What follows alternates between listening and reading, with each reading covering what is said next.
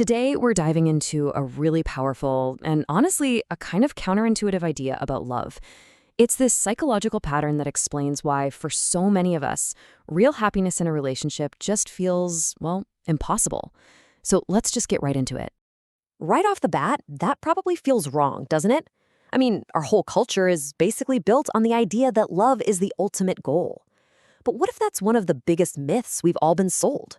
What if, deep down, some of us aren't really looking for love at all, but something totally different? Okay, so to really get this, we're going to break it down piece by piece. First, we'll tackle what we're calling the great love myth. Then, we'll see how it all connects back to our childhood blueprint. From there, we'll look at the two main ways we sabotage ourselves, see the destructive patterns this creates, and, most importantly, figure out how to finally break the cycle. All right, first up, let's talk about this huge idea that pretty much runs our entire culture, the great love myth. You know the drill. We see it in movies, we hear it in songs, we tell it to our friends. On a first date, we might swear up and down that all we want is a happy, loving relationship. It's just the default setting. But here's the thing.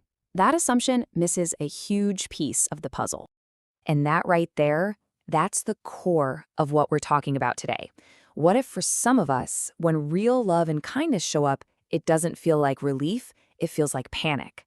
And to understand why that happens, we've got to go way back to the blueprint that was laid down when we were kids. Our ability to actually accept love as adults is almost entirely shaped by what we experienced when we were young. It really all boils down to a fundamental psychological rule. Just think about that for a second. Your emotional system being built for something. If your nervous system was wired from day one to expect difficulty or neglect or just coldness, well, that becomes your normal. It becomes your emotional home, even if it's a pretty painful one. And this is the absolute key. It's unconscious. We don't wake up and think, you know what, today I'm going to find someone who treats me with the same emotional distance my parents did. No way. But our subconscious is always trying to get back to what feels familiar. It literally mistakes the familiar feeling of hardship for the feeling of home.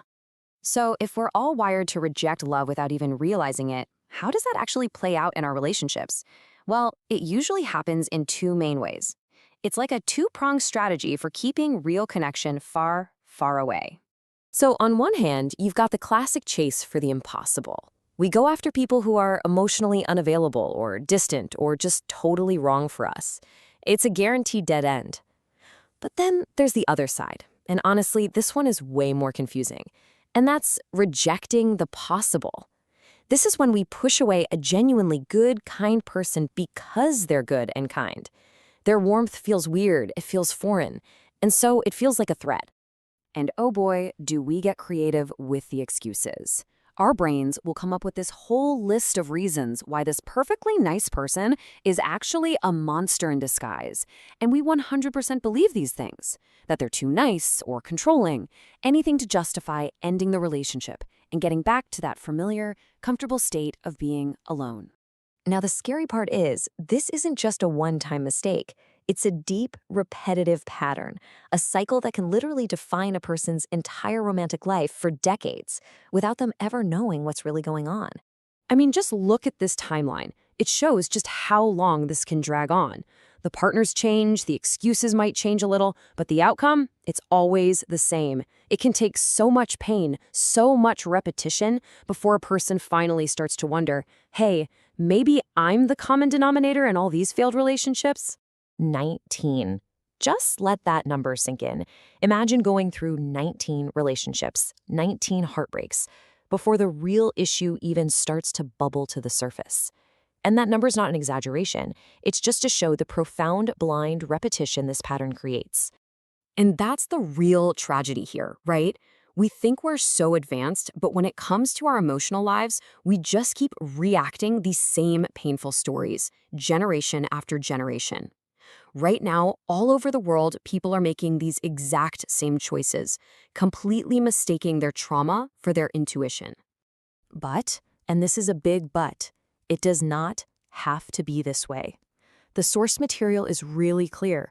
If this sounds like you have to take what it calls emergency measures. This is not something that's just going to fix itself over time. So here's the game plan. Step 1, just notice it. Notice that sick, uncomfortable feeling you get when someone is genuinely kind to you. Don't act on it, just see it.